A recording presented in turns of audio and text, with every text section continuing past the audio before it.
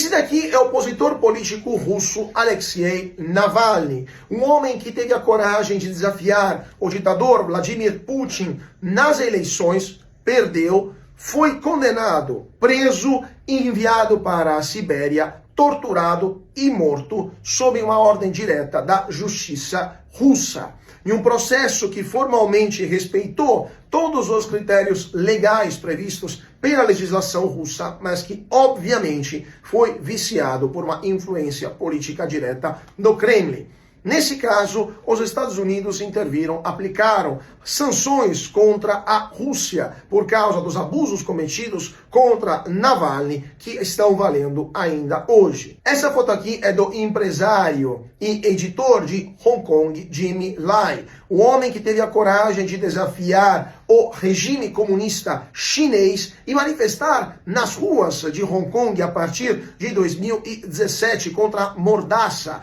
do governo comunista de Pequim. Ele foi preso em 2020, foi forçado a vender todas as suas empresas e foi condenado por violar a Lei de Segurança Nacional da China. Nesse caso também o processo respeitou todas as regras, todos os preceitos jurídicos internos à República Popular Chinesa, mas não deixou de ser um processo ilegal. E também nesse caso os Estados Unidos e outros países do Ocidente também decidiram intervir, protestando veementemente contra o governo chinês e os abusos cometidos contra Jimmy Lai e contra outros opositores de Hong Kong. Essa foto aqui é do prefeito de Istambul, Ekrem İmamoğlu, um político que ousou desafiar o atual presidente da Turquia, Recep Tayyip Erdogan, e que poderia se tornar o mais ferrenho opositor do atual mandatário turco nas eleições do ano que vem. İmamoğlu foi preso nas últimas semanas sob ordem direta da magistratura turca,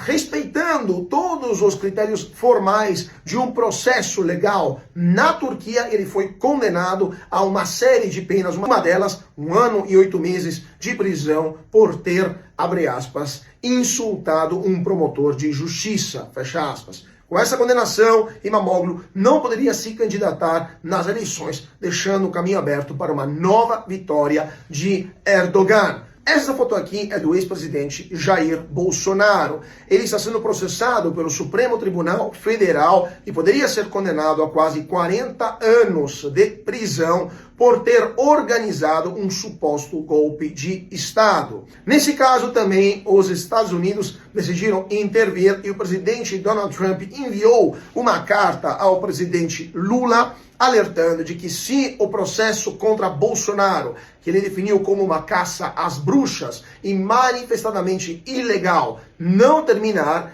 os Estados Unidos vão aplicar um tarifaço de 50% sobre as mercadorias exportadas pelo Brasil no mercado americano. Além disso, Trump exigiu que qualquer ingerência que ele definiu ilegal e secreta contra as redes sociais por parte do Supremo Tribunal Federal e mais especificamente do ministro Alexandre de Moraes termine imediatamente, ou então os americanos acabarão aplicando o tarifaço contra o Brasil. Nesse caso também, os Estados Unidos não titubearam para intervir em relação a processos que eles consideram ilegais, mesmo se estão respeitando formalmente todos os critérios jurídicos previstos na legislação interna de um país. No caso do Bolsonaro, nem isso está acontecendo. Mas o governo brasileiro decidiu se trincheirar atrás da palavra soberania, acusando os Estados Unidos de ingerência indevida nos assuntos internos do Brasil e prometendo retaliar contra esta atuação da Casa Branca.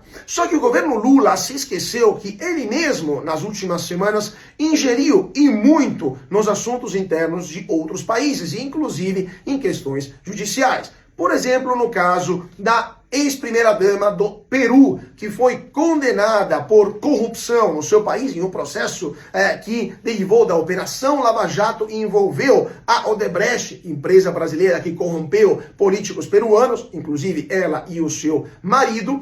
mas o governo Lula, no dia após a condenação, não teve nenhuma dúvida e enviou um avião da Força Aérea Brasileira para prelevar nesta mulher de Lima, a trouxe para São Paulo e concedeu asilo político para uma condenada por corrupção em um país vizinho. Outro caso recente, há poucos dias o presidente Lula foi até Buenos Aires e fez questão de visitar em sua casa a ex-presidente argentina Cristina Kirchner, condenada por corrupção também há poucas semanas. E não contente, Lula voltou para a embaixada brasileira e se mostrou para as câmeras e para os fotógrafos com um cartaz onde estava escrito Cristina livre, uma afronta para a justiça do país vizinho. Mas há casos também mais antigos, como por exemplo o asilo político que Lula concedeu ao terrorista italiano Cesare Battisti, condenado em seu país por uma série de assassinatos e que foi extraditado somente durante o governo Bolsonaro.